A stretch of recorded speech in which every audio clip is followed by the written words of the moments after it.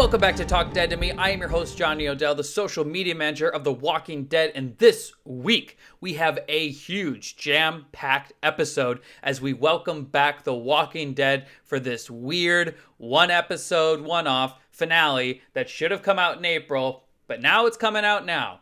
To honor the occasion, we have 4 exceptional guests breaking it all down with me. First up, Paola Lázaro. She plays Princess. She's amazing. We interviewed her back in April. Please go back and listen to that to get her backstory. She is an amazing person.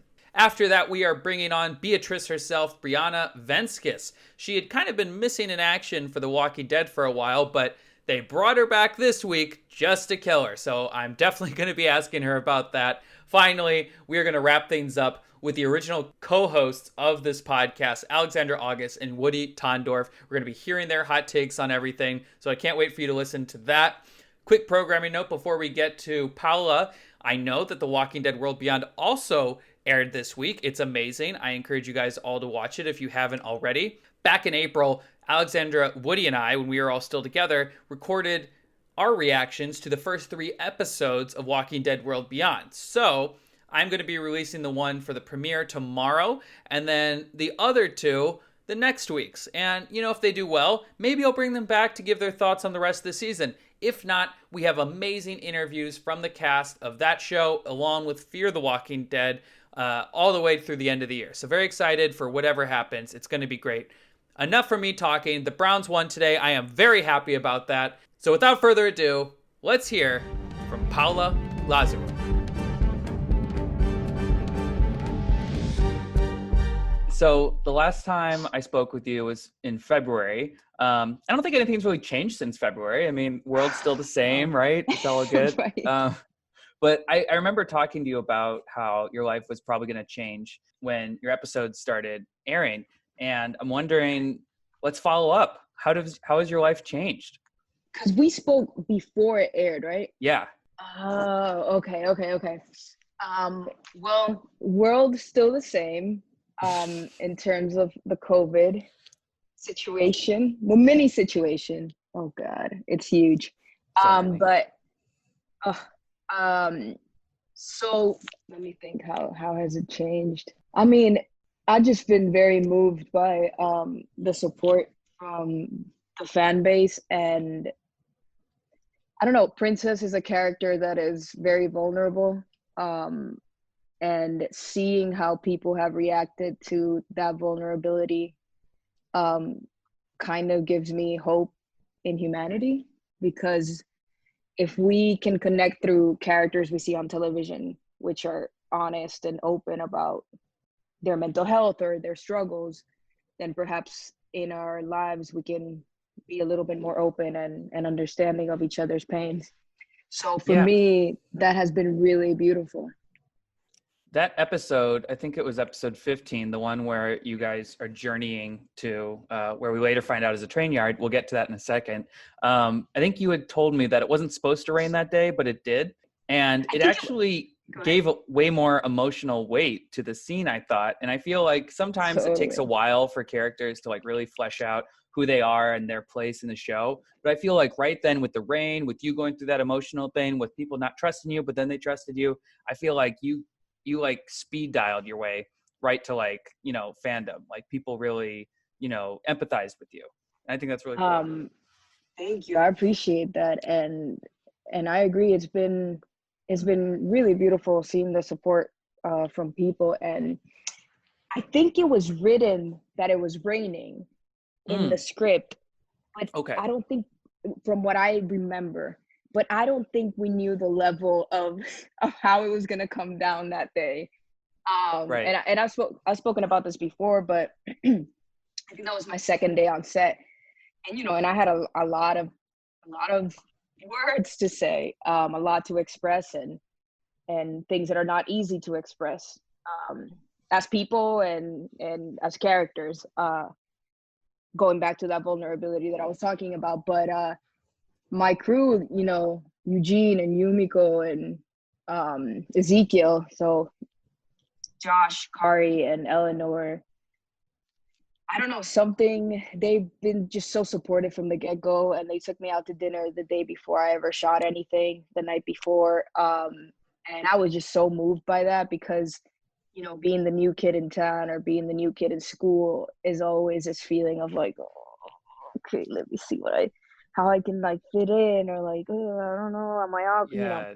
But they were super welcoming and took me out to dinner the night before, and I think that rain, the struggle of the rain, gave us this energy between us that it was like, as soon as she said action, we looked at it was like, let's go, let's do this.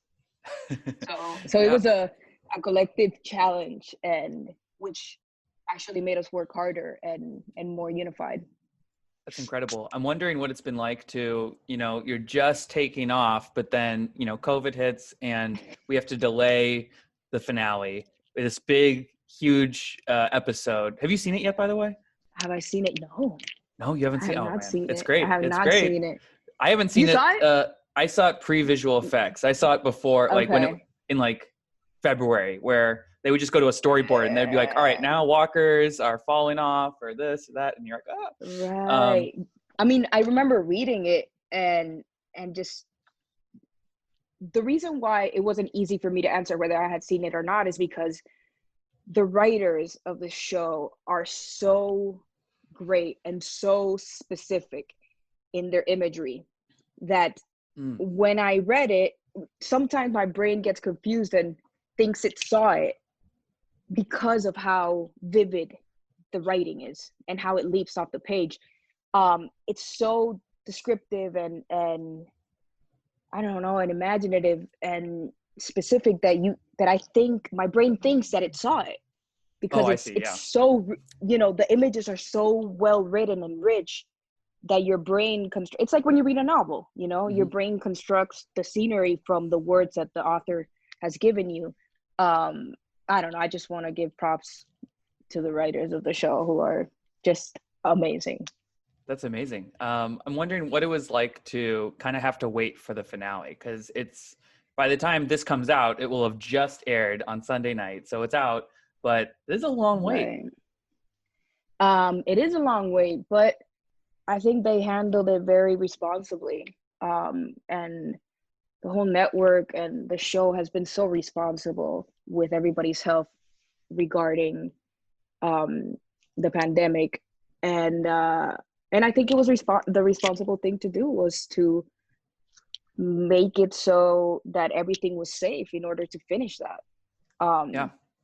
And so I wasn't sad or anything. I was like, okay, I'm in the right hands. If these people care so much about their staff, then I'm in a good place, and it's Right. important.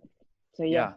I'm curious what you've been doing in these last few months. Like, have you picked up any hobbies? First of all, where are you? I'm in Houston, Texas right now. I Oh, was in Houston. Why Houston? Yeah. My parents I grew up in Puerto Rico, Right. and my parents lived there their whole lives. San And Juan. after Hurricane Maria, a little bit after, they are you still there? Yep. Sorry. A little bit after the hurricane, they left Puerto Rico, because, you know, everything, it was just a really hard time. And Yeah. they moved to Houston because one of my brothers is here with his wife and the babies, so they wanted to be close to them. And so now it's Houston, Texas. And my apartment's in New York, but I'm here with them during the pandemic. That's nice. You probably have some more space. Yes, I do. In comparison to New York, yes, I do. Yeah, we live in a nice, cool area with like woods and like trails, Whoa. and there's like Southern hospitality, and I don't know. I'm thankful to have a roof over my head, and thankful to spend this time with my family. That's great. I always feel like you have a great sense of like gratitude, like given your background and given things you've been through. I feel like I feel like some people in your situation might be more bitter or angry towards the world, Right. but I feel like you just kept pushing and now you're at a really healthy place. Like, how do you manage that? Um, well, my parents raised us with the thought of like, not, you know, they raised us to be in love with knowledge and learning. And not only that, but also they raised us to be aware of when we need help and when we need to reach out. And so I think that has been a huge influence in at least me and my brother's lives, because whenever we, I felt like I'm losing control over certain things in my life or myself, I'm able to reach out and get help and use the resources out there um, to work through those problems. I think that's how I've been able to survive and of course with the support of my family, who has been they just been amazing. But yeah, I think using the tools that are around us that sometimes we are scared to use or um, scared to reach out to people, but that has been the saving grace. Right. Definitely. I mean, especially with COVID and, people feeling isolated and people maybe feeling Right. depressed, like, it's good to have a support system. So I'm curious, where were you when you found out the news about The Walking Dead ending? Because that must have been a little surprising, I unless you knew. was, no, I did not. Yeah. I mean, I found out the night before, Mm, and I was in same. New York. Right. I was in New York and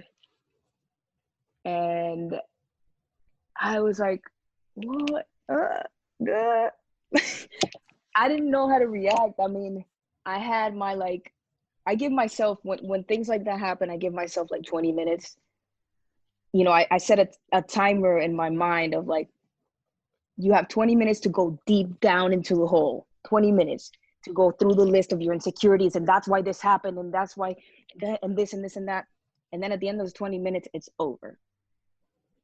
So I had my little 20 minutes of crying and like, what's gonna happen? What's gonna happen with life? Everything, everything's going crazy. And then I was like, you know what? Divine order. This is what was meant to happen, and we're gonna go out with a bang, and we're gonna go out with grace, and we still have, like Angela Kang, she said, we still have 2 years to create more and more, and I think we're all just excited to do that together. Yeah. I'm curious, are you texting like the other cast? Like, what the fuck? Like, what's going on? Like, is everyone freaking Yeah. out behind the scenes? Yeah, I have a little text group with Kari, Josh, and Eleanor. Um, just I just remember the name of the text group, which is like not appropriate. Um, What is it? I'm curious. it's it's called Horny Grandma. That's not that bad. It's not that bad, but I mean, maybe later on I'll explain why it's in our Okay, in our yeah. next interview. I'll A explain third why it's interview, called yeah. that. All right, I got to earn my way Um, through. Got it. but yeah, we've been texting and mostly just, you know, I've been like trying to reach out to them because they've been on the show for a lot longer. So, I was worried about how they were feeling emotionally, closing in a future such a huge chapter of their lives, especially Josh, and Right. Kari and Eleanor too. And they've been just such sports about it. And I don't know, I think everybody's on the same page of like, okay, at least we didn't get the news like, we have time to process it, is what I'm Mhm. trying to say. And Right. they have the 2 years to process that and close that chapter carefully and slowly, because sometimes you don't get that chance. And I think Mhm. they're thankful to, we're all thankful to be able to know, oh wow, we got to make the best of these 2 years. So let's talk about the finale, which, as people are listening to this, it is out, so we can talk spoilers. It Oh, ends just like the comics, where you guys arrive right. at the train yard, you're waiting for Stephanie, doesn't show up, and then you get these stormtrooper guys who come in and hands up, and then Craziness. cut to black. Pretty nuts. What was it like? Let's just, first of all, how was it shooting that scene? I mean, it was super exciting to us because I think, especially to me, because I think our group before that hadn't really interacted with that many other people. We Mm. had interacted with like the zombies, and the walkers, but I think seeing the amount of people just excited me because it gave me a scope of what the Commonwealth is, which is bigger than any of Ooh, us we're as using the C characters. word. I love it. Yes, this is the Commonwealth. No, no, that's okay. China? That's it. No, It is, no, no, it is. it If is you've read the comics, 100%. it's 1000% the Commonwealth. That is not Right. a spoiler. When I saw them when we were in the trailers before shooting the scene, when I saw the boys dressed up as the troopers, I got so excited. I remember like I was like, take pictures, and I was like being like a 7-year-old because the costumes are just so cool. So cool. And I don't know, it was exciting, like the scope of like this microcosm of like Eugene, Yumiko, Ezekiel, and Princess. It was so small for Princess, and all of a sudden it's like boom, and that's exciting. And of course, the Whisperer War is ridiculous and so good. So good. Sorry, So those are like the 20 dogs that we have. it's totally fine. That's We don't great. have 20. We have 4 and a cat. I was gonna say that's a lot of dogs. Right. I'm not here to judge. That's all good. I'm curious. Did you know like who these soldiers were? Like you mentioned Commonwealth, but did you know at the time? Did they give you a heads up? Like, by the way, these are guys are from this another community from the comics. Well, Like, I had done my research with the comics, ooh, and so I knew, but I, as Princess, I didn't know. When oh I'm right, acting it, yeah, so my reaction as Princess is like, no, nobody's gonna F with us, like, nuh-uh. mm-hmm. Um, but yeah, I knew who they were, as a reader and as an audience member, I guess, but not as a character. Got it. Have you read all the way through Princess's storyline? Because she makes it all the way to the end. Yes, she does. Yes, I have. Yes. Yes. Okay. All right. Yeah, So that's exciting. I'm curious. They always remix things with the show, and we I have different. know. Michonne's gone, Rick's gone, so things are going to be Right. different. Carl's gone, but I mean, Princess does eventually have this love interest in Mercer, this tall soldier guy. I'm wondering, like a Luke Cage type. So I'm hoping that happens for you.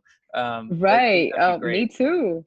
Me too. And their relationship is an interesting one in the comics, and a really cool one, and something I haven't seen necessarily on TV. And she has her defense mechanisms of like, I don't care, I don't care. But Yeah. there's really something there. I don't know if we're gonna have that love interest in the show. And like you said, they remix it, but I like the character Mercer a lot, and it's a cool combination. So who knows? Yeah.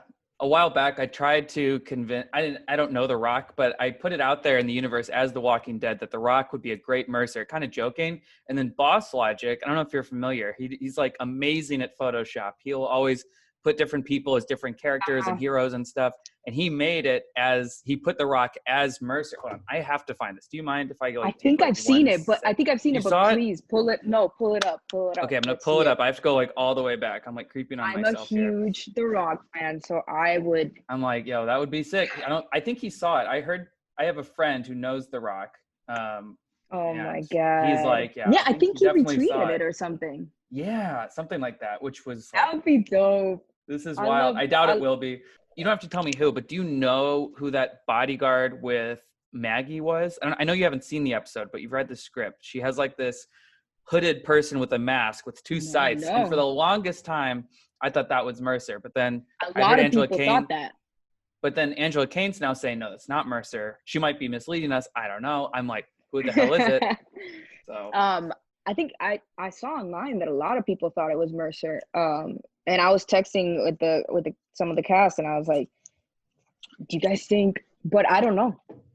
I mean, Yeah, I think it was, at the end of season 2, they had a silhouette of Michonne, but it wasn't Denai Guerrera because they hadn't cast her yet. So they just Right. were like, let's fill. She had like the hood and everything. So I'm wondering if it's just a yet to be cast person. Maybe it's Morgan. It fits the build for Morgan. He has knives in the new season of Fear. That would be Right. crazy. I don't know. That would be crazy, and I love that character. I Um, don't know. I have no but it's idea. crazy. All I right. know it's exciting though. Do you know when you're going back for season 11?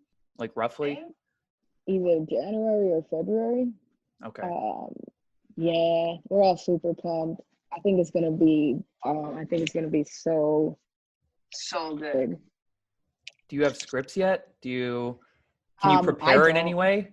Okay. I don't have scripts yet, but Man. how can I prepare? No, I don't have scripts yet. Ooh, I hope you get to do some spear training. I think that would be really sick. Yes, please.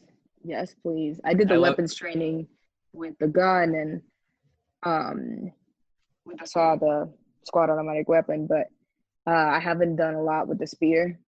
But you see me in the finale with the spear, right, on the bike. Yes. But I haven't flexed it yet. I cannot wait. I'm so excited for this storyline. And so when Thank you. I think you hadn't read the comics the last time we spoke, but now that you have, like, were you surprised about the ending? Like, what did you think? The massive time jump and Carl and everything. It's okay. You can not like it. It's fine. This is all opinions. Welcome here. No, let me think. I mean, I love the time jump. I love that. And Carl got jacked. He looks like the brawny man. What the hell happened? I don't have a specific opinion yet. I think I'm still like processing all that and formulating my thoughts on it. Because I mean, seeing that and then thinking that the show is going to end soon, it's like way too much to process in my brain. And I mean, I can't imagine how the writers feel with that too. Like, they must be like typing away. So yeah, I don't have a specific opinion yet about that. Okay, that's fine. I was wondering, because in my head I'm thinking, all right, well, Carl's dead, so they'll probably just do it with Judith and time jump, and she has a kid named Rick or something, end of story. Right. But then there's this Daryl Carroll spinoff, and there's other spinoffs planned, and I was like, maybe they won't do a time jump. I don't know. It's pretty wild. I know, but it's exciting. I think it's wild and it's exciting because we don't know. We have no idea. Yeah. And again, like, the writers are so good that who knows? They might flip it all in our heads, and I don't know. Who knows? Yeah. Now, you've said that you've interacted with Norman, and obviously you're close with the crew that you're in the episodes with. Yeah. But have you gotten a chance to talk to? I know that I guess through the Zooms of like virtual Comic-Con and then Jeffrey Dean Morgan show and stuff, you've got to kind of flesh it all out. But is there anyone you haven't spoken to yet from the cast that you want to, or someone you want to maybe get closer with? Well, Denai I'm also a playwright. Right. I write plays and among other things, but Denai is a playwright too. And she presented one of her plays with the same theater that I was in, the Public Theater, but we never got into to meet, and it would be great to meet her. But in terms of the cast that is still there, who haven't I'm trying to think. I think I'm pretty much met everybody, but I really want to, my favorite is Carol. So I really want to see, I would want to see an interaction between the two of them. But yeah, I think I met everybody. Nice. I'm pretty sure. I'd love to see you interact with Andrew Lincoln in real life. I'm sad that, cool. As far as I know, we're not going to get that scene. It's so great in the comics where like Princess like jumps off the carriage and is like, Rick, you must be Rick. And he's like, Jesus Christ. It's such a pleasure to meet you. Oh my God, you're so cool, man. Did reading the comics change your idea of like how you saw her at all? No. Okay. No, I think I've always been very in tune from the get-go, from reading those sides, the audition sides, I think I was very in tune with her spirit. I like to believe that I'm very in tune with her spirit, yeah, and her energy. It's kind of weird. This is a weird time for The Walking Dead. We know that it's ending in 2 years. We know there's spin-offs, but then there's also Fear the Walking Dead, and then also The Walking Dead World Beyond starting. I know Which is Fear is 6 starting seasons soon. in, but do you plan on tuning in to World Beyond or just checking Of some of it course. out? Yeah. Of course, I'm excited. And I've done a couple of the panels with Right. some of the people on the show, and they're great. So I'm excited for them and their journey. That's awesome. Um, this Sunday, right? This Sunday. Yeah. Right October 4th. after, It's wild. Usually yeah, I get panicked when years start going by really quickly, but this year I'm just right. like, good. It's Go, October already? go, Awesome. Great. Put up the go. Let's Christmas be done. decorations. Let's Yep, let's done. bury this fucking year. I'm done. Um Happy just New Year. Great. yeah. Awesome. Let's get on Or it. and unless, I'll probably cut this out, but unless things if they don't go well in November, maybe I'll move to Puerto Rico. Maybe I'll move to New Zealand. Maybe I'll move to Canada. Maybe, Because maybe I've we'll been move to working from Canada home and I can work from home anywhere. remotely. So Yep. You can move all that setup that you have right there, just transplant it elsewhere. pretty sure they have outlets in Canada. I'm just That's saying. I right. think it'll be That's easy. right. And internet, Um, I think. yeah, I yeah. think they have Wi-Fi. I think I'd they like to have that. believe they do. I would like that. Yeah. Before we wrap up, what else have you been up to? I know you were talking about being in Texas and everything, but have you been writing at all? Having Yes. auditioning for other things? I've been doing all of that. Oh yeah. A lot of reading scripts, and what else have I been doing? I have been writing. I'm working on this one woman show that I'm writing, and which is like a mixture of spoken word and a little bit of music, and it's nonfiction. So I've been working on that, developing that, and reread one of my old plays, my like from 7 years ago. The other day I reread it and I was like, oh, I think I can do something with this. And it was Oh exciting to visit myself through those words 7 years ago, yeah. and visit where I was in my life emotionally and in many senses. Do you write? I write, our fun YouTube videos and stuff. I don't write anything really long form, so I'll just say no. But But you know, it's it's like when interesting you, hearing about you. thank you. When you see like even clips of you years ago, and like, or if you have clips of you from a while back, and seeing kind of who you were in the past and seeing who you are now. So for me, it was interesting rereading that piece, and I think I'm going to do something with it. And I just been thinking about that. And what else have I been doing? Just spending a lot of time with the family, um, and just working on those relationships with the family and making them better, and taking advantage of the fact that I can be with them right now. I've been living on my own since I was like 17 years old. So Right. Here I am, like at home. But I'm I very mean, thankful for this time. I'm curious, like, I don't know what it's like to be in your position. Do you ever like have like an out of body experience where you like zoom out on your life and you're like, holy shit, like how did I get here? Like, this is crazy. Like this many people are following me and liking me and commenting. Like this is nuts. Yes, I do have those moments. And what do you want? Oh, no, he's not gonna give you more treats. I don't He's have any over more there. treats. I'm over here. He's over there. He can give you the treats. Um, I do have those moments, thinking, back on certain moments in my life where I was in a very low emotional place, and I can't believe, I'm just so thankful that I didn't give up, and that I kept pushing for myself, and and that I kept listening to the support from my family and certain people in my life that said, keep going, don't stop. Because I'm at so many times in our lives, I mean, I'll speak for myself, but we want to give up, and I'm just so thankful that I didn't. I'm Mm-hmm. just I'm just so grateful that I didn't. So I say thank you to my past self. Um, and yeah, it is shocking because there were points in my life where I thought that I wasn't built for this life, or not this life in terms of the industry, built for this life in general. Right. And I thought I couldn't do much or achieve much, and then to be able to achieve what I set for myself. I hope it's an example for others that to not give up and to keep pushing through the pain and reaching out for help when needed. Right. And still proving that one teacher wrong who told you weren't going to amount to much.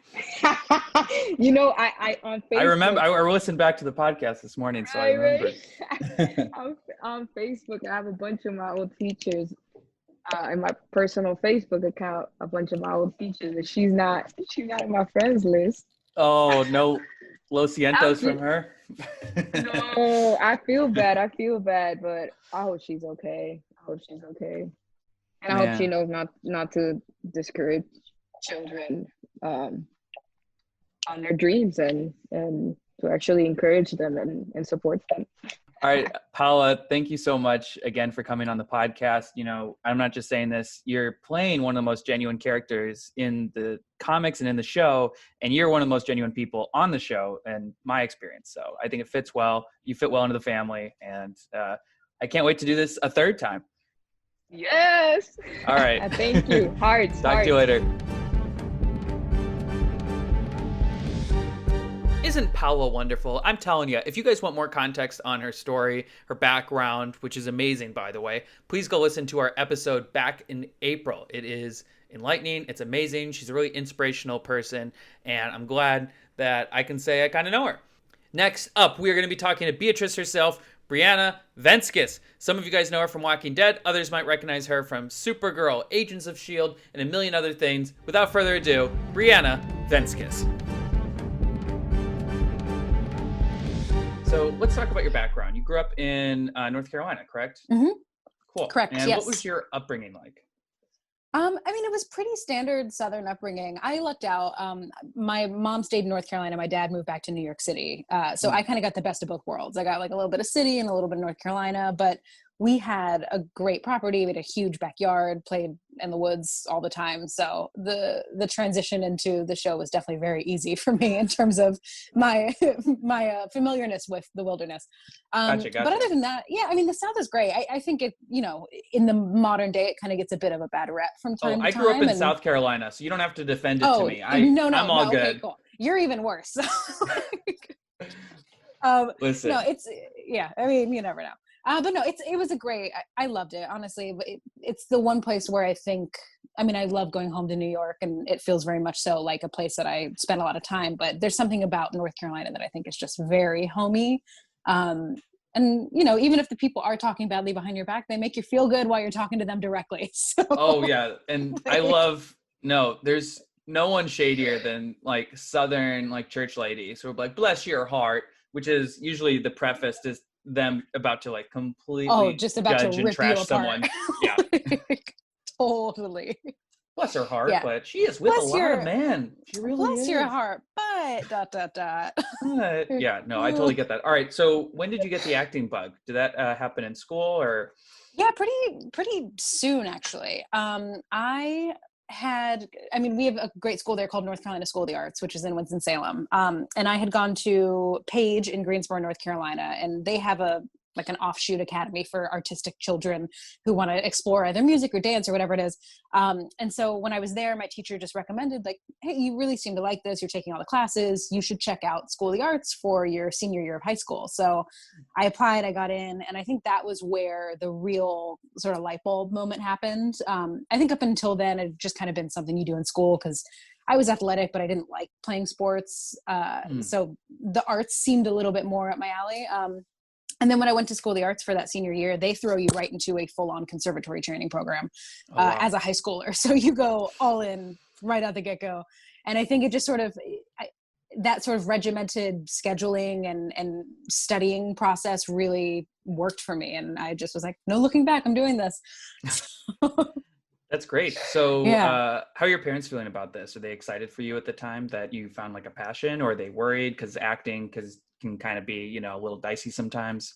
Yeah, I mean, I think they both liked it, but my mom she was a designer growing up in New York. So Oh, okay. she definitely Artist has more of mom. like, yeah, she has an artist mom, fashion background. My dad Dick. was a photographer. Oh, Uh, yeah, so so that they no get it. wonder. Okay, there you They go. get it. Yeah. And my stepdad though was more of like a businessman numbers guy. So he was the voice of reason. And now that I'm older, I definitely appreciate the fact that he was always barking in my ear about like, know your percentages, know how to do this. Like, it's a good skill to have. But for the most part, I think they kind of saw that there was no other choice I was going to make for my career. So they just had no choice but to be like, okay, well, that's what she's doing. She wants to do it.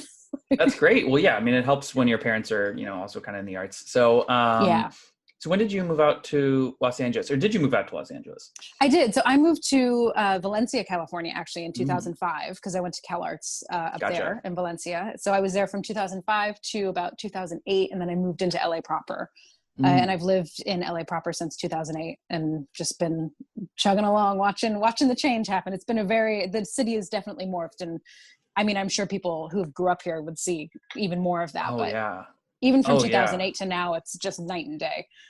Oh yeah. I'm currently in Burbank right now, so Okay. Yeah. Oh yeah. I get it. Yeah. Anytime you pass like Hollywood, you're just like, oh, that's a new building. Oh, that's a new building. Wow. Okay, It's this place is getting a little. I don't know if for gentrified is the right word, but people are getting priced out.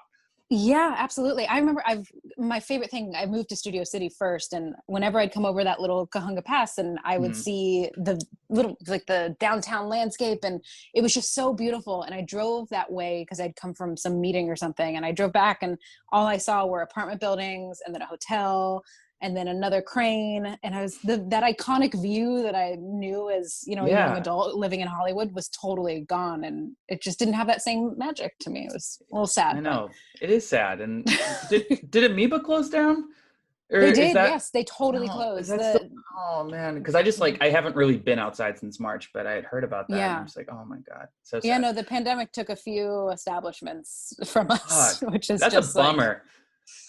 I know. Amoeba That was was the one of shit. those, it was so great. Ugh, whatever. What's that one book place downtown that with the like there's like it's like a tunnel of books. It's like Oh, really yeah. iconic. It's like there's like 4 stories or something. That Yes. place is dope. We got to save Yeah, that place. I don't think they're ever going to close. Okay, good. I'll handcuff Yeah, myself to the front door. I So love it. what was your first like big break in LA where you're just like, okay, this is happening for me. I'm actually doing it. Um, I mean, I had like a bunch of really fun little things. I mean, obviously your first job always feels like the big Sure, break. sure. Yeah. And that I did an episode of House and I got to like work directly with Hugh Laurie, which was, insane to me because I grew up watching him on Fry and Laurie. And I thought that was just like the most insane thing in the world for me. Yeah. So that felt like a big break. It was just a guest star, but it felt like it was bigger. So cool. Yeah. And then I did a play right out of school too, with Annette Bening. And that also, again, Oh my God. felt like one of those moments where you're just like, I'm doing it. And then of course, after both of those things that kind of happened simultaneously, I didn't work for like 3 years. So Oh man. What were you doing? I became a PA. So I was a production assistant Oh. on tons and tons of TV shows. So which great. I got a Wow. bunch of knowledge in that respect and kind of covered my bases on the back end there. But I would say Nashville probably was the first thing where Yeah. I was on a show that I knew people liked. And it was cool to go to Nashville to shoot it. Like you would get greeted by fans in the airport of the show who would like just want your Wow. autograph like off the plane. So I think that was one of those things where you realize for the first time, you're like, oh, I'm doing it. I think I might be Yeah. doing that version of what you think you're supposed to be doing.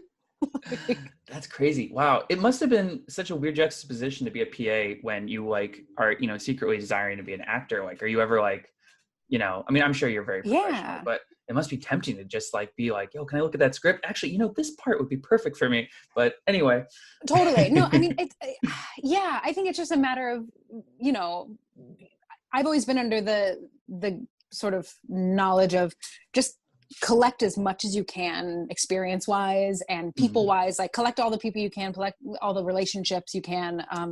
And eventually there'll be some moment where that aha moment where you're like, oh, that's why I knew this person, or that's why I learned this. Or so, and I didn't approach it as I need to like, hey, would be really great for this if you just want to like, here's my headshot. I never took that step. I always kind of paced myself and said, I'm not going to make it weird for these people by approaching them about this. But, 3-4 years down the line, I ended up auditioning for a lot of shows with a lot of the EPs and a lot of the actors that I had PA'd with. And it really did come in handy down the line because they're like, oh, we know her. Like, how cool is that? Like, yeah, she's great. Let's use her. So That's I think nice. so I think in that respect, it did work. But it definitely was a bit of that, the grass is always greener and you're literally standing at the edge of the grass and you're looking over there being like, I want to do that. Like, yeah. But I mean, at least you stayed in the industry. You weren't, a lot of people just either they go home or they wait tables or they do whatever they have to do. It's crazy. Yeah. I'm very stubborn in that respect. So I'm glad I have that quality. Good for you. Before we get to Walking Dead, you were in another Robert Kirkman production, which I think is extremely underrated, called Outcast, which was on Cinemax. I feel like if it was on Netflix or Amazon, a million people would have seen it. But a fantastic show, and you were so great good. in it. Thank you. So did you that show was. It was, and it's really good, and it's like the horror is good, the suspense is good, the casting's insane. I know. That was when I met Reg on that show. Reg, rip. He honestly, that guy, we would just sit around on set for hours and you just let him talk and tell you everything that he had ever experienced and gone through and worked on. And it felt like one of those lightning in a bottle shows for sure. Yeah, I saw him at San Diego Comic-Con and he came by our booth because that was the year that we actually made like Outcast merch. Like we had like trading cards and posters and stuff. And he came by the booth and I got in trouble for taking a selfie with him.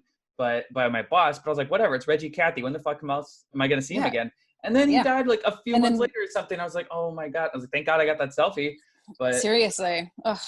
He seemed like a really nice guy. I've interviewed him once. Yeah. He was so, damn. But how did you get that gig?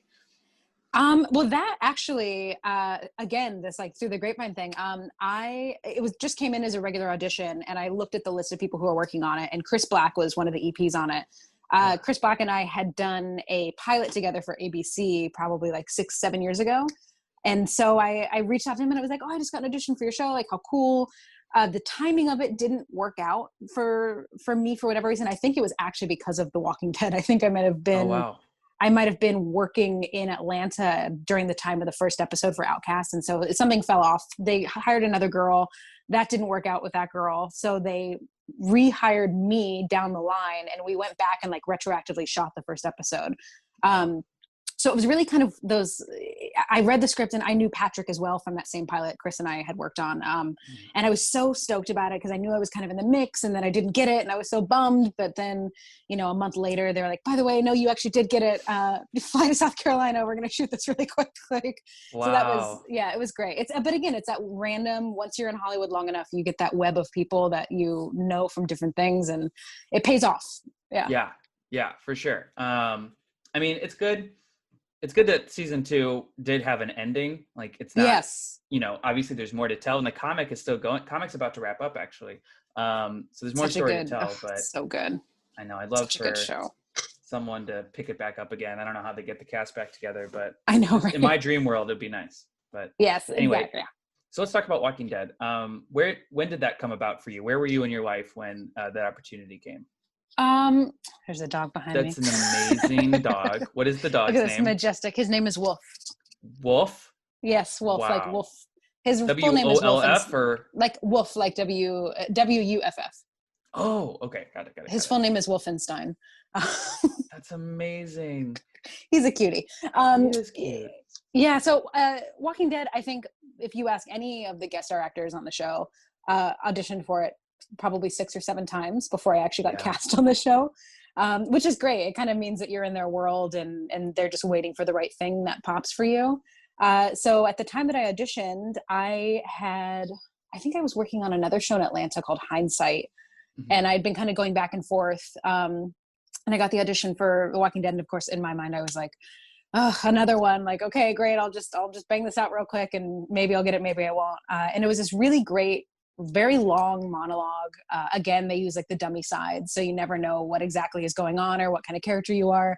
But I got it, and it just seemed like a cool next step, and it was one of the more like emotional sides and scripts that I had gotten in my career so far. So that was kind of cool to be able to dive into that aspect of it, because before I'd just been kind of, you know, like a publicist, or I'd been, you know, a cop or that kind of thing. So to get a real character and especially in that world was really, really neat. And then I got the call maybe like the next week, and they were like, oh, you got it. So great, cool, come to Atlanta. Wow. So that was season 6. Was that the first? Was it season 6 or That season was 7? that was the first episode of seasons, or like the first few of season 7, because end of season 6 okay. was the Negan debacle. Right. Yeah, I was trying to think Oceanside storyline. That's cool. Yes. Yeah. Wow.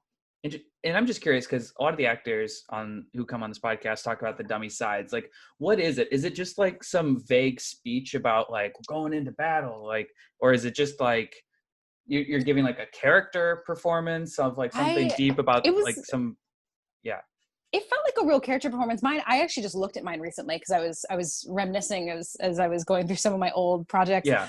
And mine it was like she was a police officer talking about a gang, and it was this like G10 gang or something. And she was talking about like all of these things that they've stolen, and how there was like a black market sort of like, she was like trying to bust into the black market, and she had captured one of the members of this gang and was trying to convince them to no longer be a part of it. And it was just, there was a lot of subtext, and I mean, you know, you have no idea what it is, because the other sides I had auditioned with in the past had nothing to do with anything in The Walking Dead. It was like a clerk at a grocery store, and like a guy washing windows, and you're just like, okay, great, I guess this makes sense to someone. So, but at least for mine, I definitely felt, and I think it was probably more so due to the fact that Oceanside was completely new at that point, and so they really kind of wanted to ground it in a very real way. And so I think maybe the sides were a little bit more beefy in that respect, because they wanted to really get more of a sense of community and like a sense of actual people out of it. Right. The Oceanside storylines are really interesting because we only see Oceanside like a handful of times each season. So are you promised like a certain amount of episodes before the season starts shooting, or are you just like on call? Like, how does that work? No, it's pretty much on call. It's the first season, season 7, I was told it would be give or take 3 or 4 episodes. So I kind of knew roughly how many times we would show up. And then the next season, they were like, it'll be a couple, or maybe the first half of the season, second half.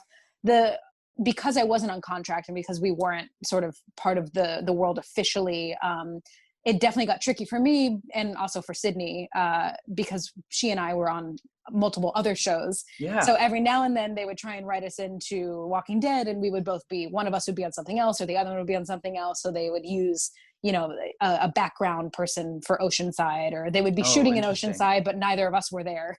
And so it was just more a lot of people would notice that, because I would notice that. I'd be like, wait, where's Beatrice? Where's Sydney? Like, where's or Cindy? That's hard. Sydney plays Cindy. Yes. What the hell is that about? Briana plays Beatrice. They had a whole thing going on for Oceanside. Yeah. So it's been a minute since. Well, I guess we did some Oceanside stuff in the beginning of the season, but did they call you like, hey, we need you for the finale. You're going to die. You're like, by the way, BT dubs, you're going to die. No, I basically, I'd come off of doing Agents of S.H.I.E.L.D. that whole past year. And so I had been reaching out to my agents to kind of let them know that entire season, because we wrapped filming a year prior. And I was like, please let them know that for season 10, like, I'm around, I'm not doing anything. I was like, if they need me, like, let them know that I'm here. Right. And so finally I got the call to come back for the finale. And Ross actually, Ross read the script right before I got my sides for the script, and he was like, "Oh man," he was like, "I hope you know that you're." He's like, "I hate to be the one to break this to you, but like you're gonna die." And I was like, "Oh yeah, I figured as much." I was like, "You don't just show up after a season of not being there randomly to see another day." like I'm gonna come back with a bang, and it was a bang. I mean. It was. I got to be honest with you. It was pretty random, because it's like, all right, we're getting ready to go to the tower, and then like the camera pans, and then like Beatrice is there. I'm like, oh, Beatrice is here. Okay. all right, sure. Where'd she come from? How the hell did she get here? All right, that's fine. And then like 4 seconds into the horde, you're gone. And I'm just like, oh, Jesus Christ. Okay, well, I felt bad for you because I was just like, damn, they brought her back just to kill her. But I mean, I guess, it's been kind of like a touch and go sort of relationship sometimes on the show. That must be a little frustrating. It's frustrating, I think, in the sense of like, of course you want to be on it as much as you can. Like you want to be involved as much as you can in any project you're on. But it's more so a bummer, I think, just because like I really like everyone that I work with. And so it's one of those things where, and I think anyone who's ever, died on the show, who's been on it for a few seasons will say like, I'm going to miss going to work with those people just because they're so great. So that's the bummer, but I think, respectively storyline wise, I'm at this point, luckily I've read enough scripts and been around long enough that I know you had to kill somebody. I mean, you might as well kill her, I guess. I was surprised that it wasn't any like big characters, and it kind of I was too, yeah. Because in the comics, Andrea's still alive, and she's the one who gets bit during this whole fiasco with the walkers over the cliff and everything. So I was expecting that, and they gave Ezekiel this giant tumor on his neck. I was like, oh, he's dead, and then he's fine. No, so I don't know, but the show's going to end in 2 years anyway. So well, I was going to say, I think too, it makes even more sense now, and kind of knowing what direction they're going to go with the show after this, or with the world after this. I do, as more of like a fan side of it, I do like the idea that they are paring it back down to the basics and just getting back to like really, really good storytelling between people versus making it this huge ensemble show, which I mean, it's so cool that it's a huge ensemble show. Of course it should be, because you're in a world that's trying to figure out what the hell's going on. But I think there's something really special in those first few seasons, which was just the relationships between people. And so I think kind of like filtering back to that and getting rid of some of the auxiliary distractions character wise really will benefit in the long run more than anything else. Right. What was it like shooting your death scene? Oh, it was so fun. The best part was everyone was really, they weren't sure how I was going to react, I think maybe. Like they thought I might be upset, or they thought that like it would be like emotional for me, or like weird to see myself get ripped apart. I loved it. I had a full photo shoot with my body after the fact. Like I like held my head up, like the bloody head. I was like on the ground next to it. And I mean, of course, Greg directed the episode, and he couldn't have been any sweeter about it. He was like, I'm so sorry we had to kill you. He was like, but we were going to kill you, and we knew we were going to send you out with a bang. Like we had to give you like a good rip apart moment. So it was really fun. And it was gory and bloody and awful, and just, it was great though. Wow. Yeah. And the last time we'll probably see a scene like that in a while, because there was no social distancing happening in that crowd. No, whatsoever. I know, I think that's gonna be, it may be the last really good like buffet style death. It might be. I know, because from now on it's just gonna be like, oh no, here come the walkers 10 feet apart. All right, I'll get that one. You get that one, I'll get this one from 6 feet away. Why are they 10 feet apart? Wow, very responsible zombies. It kind of sucks too that they broke the news about the Carol Darrell show before this episode aired, because Carol looks like she's gonna die, and I was like, "Oh shit!" Like I remember initially watching this, I was like, "Oh shit, this is a perfect death for her," and sacrificing herself for the greater good. I also thought Father Gabriel was gonna die, because I thought his whole arc would come to a close. Yeah, like it would be perfect, but they both lived. But yeah, the Carol Darrell news, totally. You're like, "Oh, Carol's fine." You're like, I guess Carol's gonna live, which is great, because I love Melissa and I hope she lives forever, just as a person and as a character. But well, she is immortal, so that's nice. It's true. I swear she has not aged a day since the show started. It doesn't make any sense to me. No. They literally had to put the wig on her to make her look older. It's like it just doesn't exist. I think it's the supersized season next season, I think, is going to be very interesting. I think we're gonna see a lot of what we were all expecting to see, but happening just in a little bit down the road. But yeah, it was definitely, I thought there would be more carnage this episode, but I'm happy that I get to be like a little bit of it. So yeah, well, I guess we lost Beta. That's pretty big too. True. That's a big one. The Whisper War ended pretty abruptly when you really think about kind of the way it was playing out. In retrospect to how we kind of played it out with Negan's gang for a while, it really was not a long sort of storyline in that respect. It kind of just had its couple seasons, and then it was bye. I'm happy about that too. I think Yeah. All Out War went on just a little bit too long, but Yeah. you know, it's fine. You know, Yeah. I still enjoy season 8. It's cool. Totally. So, have you read the comics? Are you familiar? I read the first, so when I got on the show, I read up until, oh gosh, I don't even remember which volume it was, but it was a pretty good amount because, you know, they have them all in the office too. So I just kind of went in there and like sat and like read them in the little lobby area. So I read a good portion of them. I haven't caught up on any of the more recent ones. So I don't know where it's headed in terms of now moving forward. Very interesting places. There's going to be I bet. place called the Commonwealth. That's going to be very exciting. So I did hear talk about the Commonwealth. I do know of the Commonwealth, but I don't know specifics. Gotcha. And yeah, it's crazy because the Walking Dead universe just keeps expanding. We have World Beyond that comes on tonight, and you know, I am actually really excited.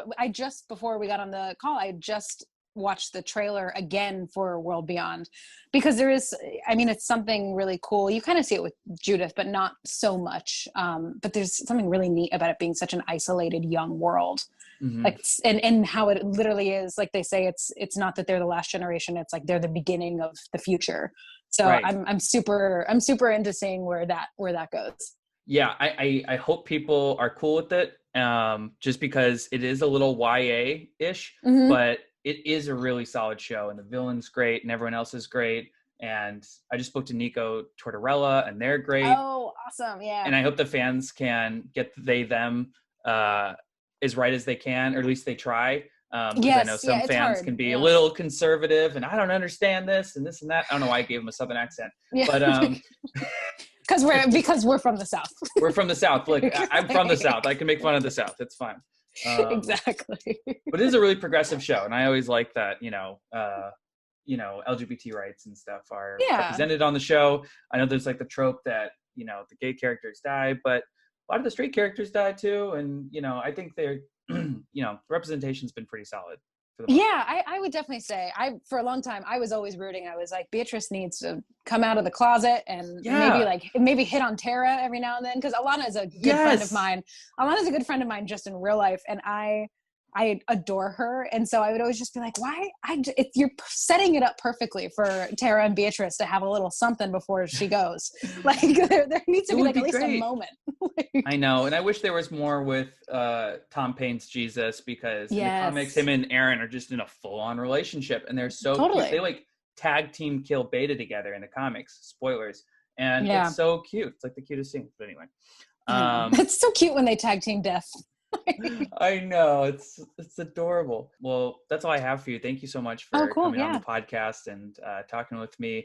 And I'm sorry to see your character go, but it was awesome to see you in the show through these years, and can't wait to see what you do next. So thanks, man. Absolutely. Thanks for having me. Yeah, absolutely. And maybe we'll talk again sometime. Yeah, perfect. Sounds good. Okay, talk to you. Bye. Okay, bye.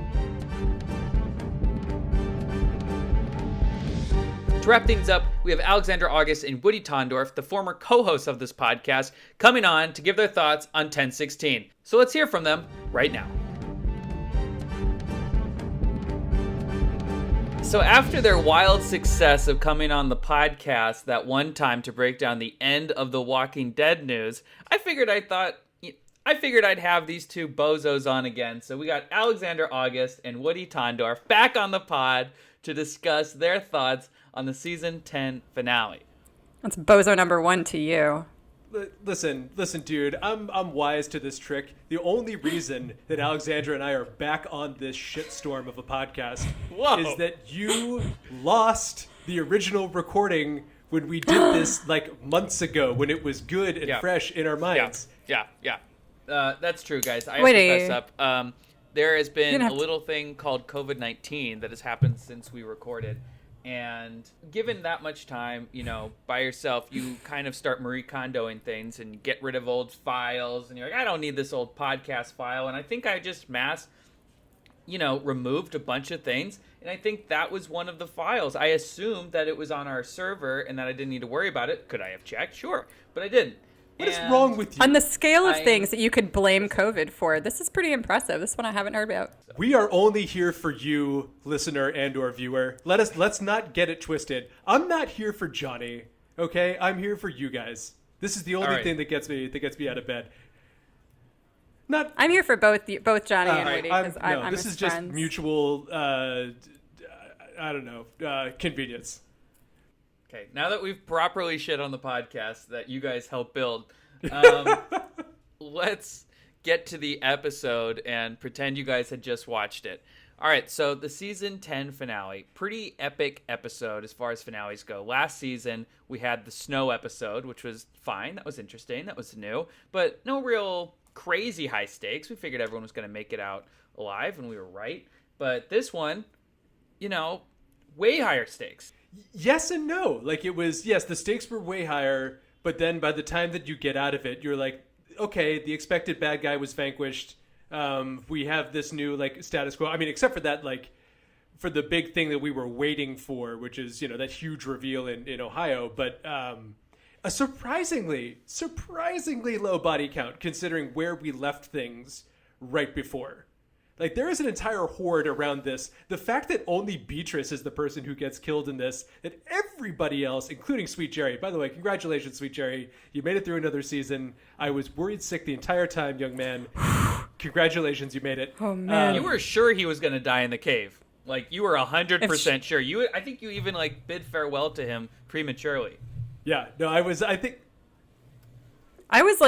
less sure that Sandor Clegane was going to die in the end of Game of Thrones than I was that Jerry was going to die in season 10 of The Walking Dead, and I'm delighted to be wrong. What a journey. What a journey that we've gone through. Does Sweet Jerry make it through next season? Definitely not. Next season's the final season, so...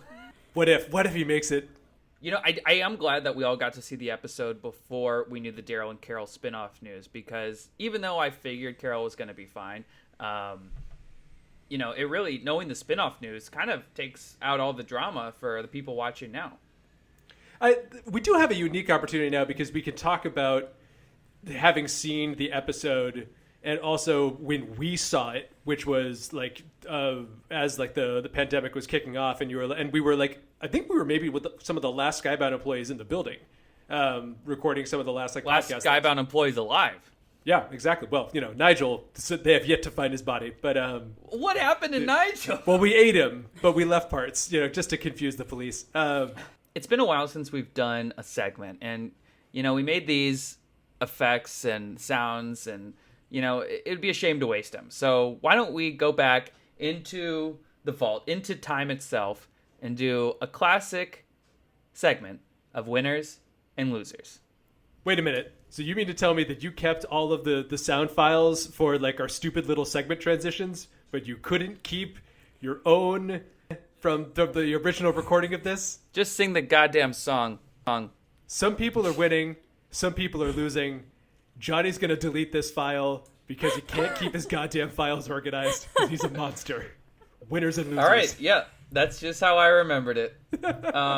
Woody, who are your winners and losers? Johnny, thank you so much for asking me, and also thank you for having me on the pod. My winner is who's my winner?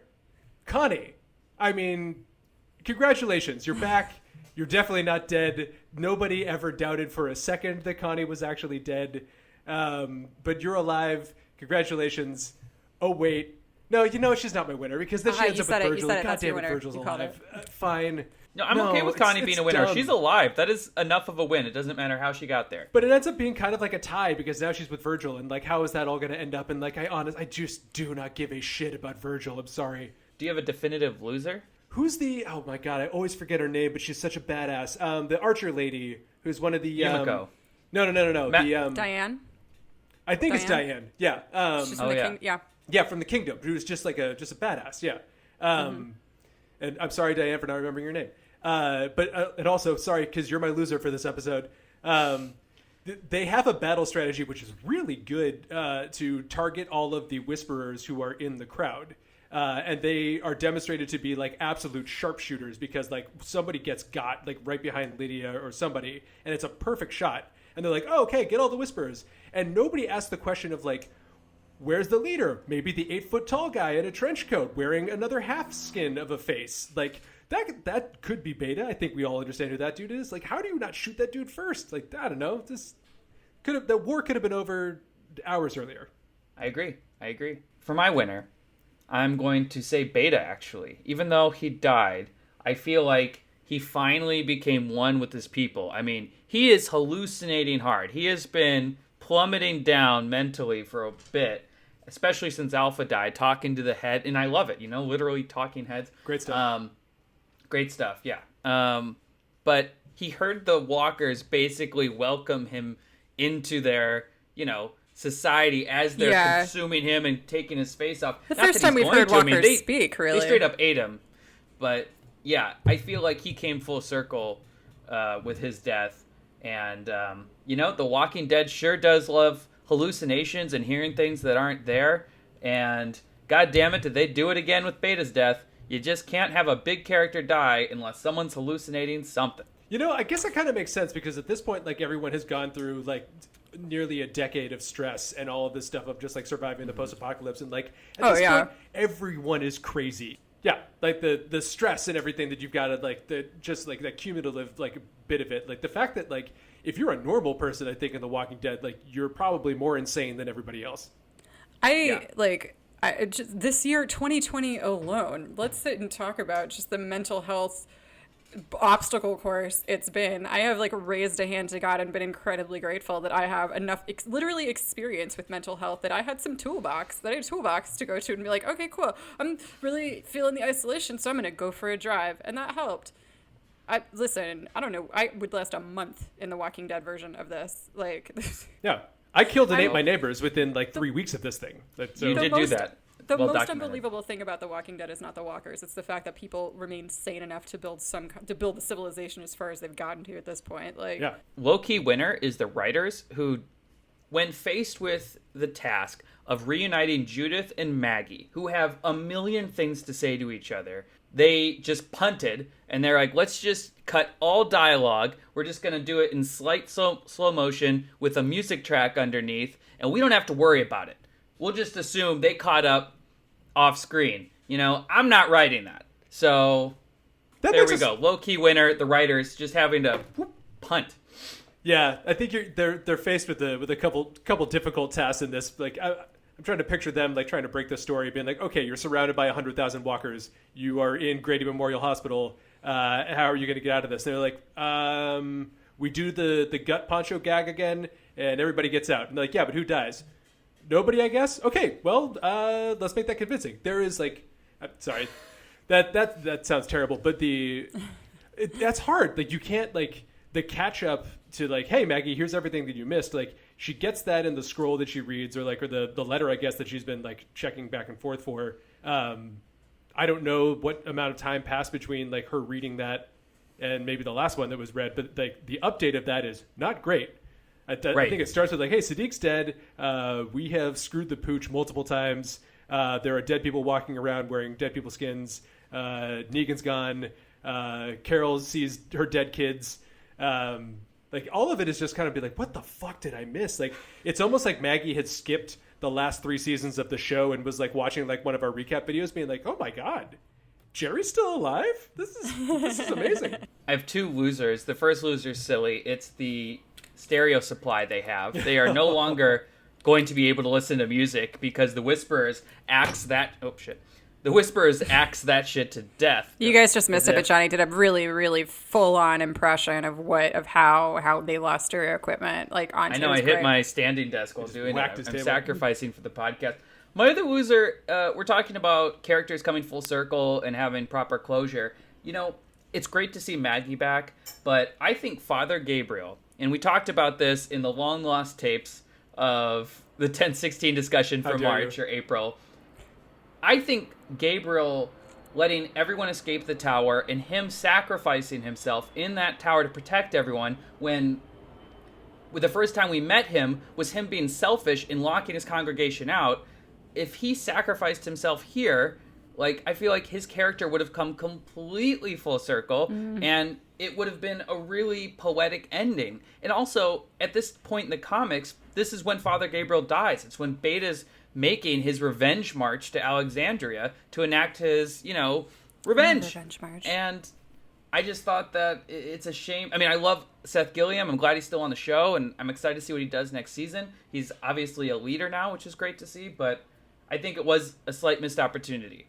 Yeah, he's a good actor. He's did a great job with the character, but it was his time to go. And everything after this is kind of like, all right, what more do we have to say here? I don't know, man. I'm really enjoying like Terminator Priest Gabriel. Like I like him and Rosita being sort of like, I don't know, a weird version of Cersei and Littlefinger that I never knew I wanted. It's work. I hear you. It would have been an interesting and definitely a poetic end for him. And but I also will say, like, the past season or so, maybe two, are the first two seasons that I have been really, really compelled by Gabriel, and I wouldn't mind pushing him a little bit further and just seeing where it is we can take this new version. I mean, clearly they must have some sort of plan for him because he's alive silenced. still. But yeah, I also like to go to that like last stand of Gabriel in the hallway, which also sidebar right before that, do they leave the trip bombs from Last of Us 2 in the stairs? Because it kind of looked like, wait a minute, did I craft that once? But Gabriel he's down to like his last, I think he's out of ammo, and he gets saved at the very last minute by Maggie and Mysterio McKnives. Who do we think that is? I don't know. I don't care. I love him. I think it's Morgan. All right, continue, Woody. If it's Morgan, I will flip out. That would just be amazing. But it goes into my like, I think Fear the Walking Dead is a superhero show, but I think The Walking Dead is a show about video game characters, and because I think like Maggie has her like so Maggie's got her invincible like NPC character Mysterio McTwo-Knives. And she just fast travels to the hospital because I can't think of any other way that like they just like slaughtered their way up the stairs and get to Gabriel at the very last minute to be like, hey, we shot this dude. You're fine. Ty, Maggie, back again. Don't worry about this dude. I couldn't think of any other reason how they just like slink their way into there, but fast travel. And so Gabriel is alive. Congratulations. Sometime down the road, someone's going to try to do a supply mission in that tower, and they're not going to know about the trip mines. And they're just going to blow up. Maybe that'll be one of the 6 episodes we see. I don't know. Yeah, we're not seeing enough people who have left trip mines in other places as they like go around. Like, oh no, wait, that actually happened. That was the episode before when Princess goes across the landmine field. Yeah, and she's like, oh right, I put these things here. Wait, Woody. Sorry, go on. We haven't talked about Princess and the away team yet, or Eugene falling off his bike. Oh my gosh, that was my favorite part because of course he fell off the bike. Of course Eugene can't ride a bike. It tracks so hard, and it was just such a perfect moment of levity in The Walking Dead, which all moments of levity should be cherished and nurtured. Just thank you. Johnny, Eugene on a bike was an image I didn't know I needed, but it was great. Alexandra, who are your winners and losers? Okay, so this is a tough one. But I would say my winner this week is this sneak. You guys probably know who it is now. My winner this week is Negan. Because I like that he and Daryl seem to have reached a détente. This is a good thing. And I like that Daryl is like, I'm your friend now and I don't like it, but just I like their dynamic. I'm never gonna stop. And I like that Daryl has been someone who has what I liked about this is that we've seen Daryl struggle, I think, more than anyone, maybe not more than anyone, we've seen him, like everyone else, struggle with how to be moral in this new society and what kinds of integrity and what kinds of actions should drive him and are good. And he finally figured it out, and then wouldn't you know it, the guy who murdered his best friend and tortured him appears to test those boundaries, to test that integrity, and Daryl is just like, fuck. Okay, it was I don't want great. to be a hypocrite. It was, that was a pleasure. And as you'll hear in our panel to screen coming out this week, it mirrors a lot of the relationship that Negan and Rick formed, sort of in the same circumstances in the comics. It's yin and yang, but they're finding common ground, whether they want to or not. Which is, I think, I think something that's just incredibly timely right now too, of seeing people who are so far on opposite sides of the spectrum and giving an example of like, that does not have to be forever. You can be this far apart and still actually manage to find some degree of common ground if there are zombies. You know, the zombies help, the walkers help. That's true. Having a common enemy is always the best thing to bring two disparate sides together. That's a good point. That's a good point. Alexandra, who would you say your loser is? Me.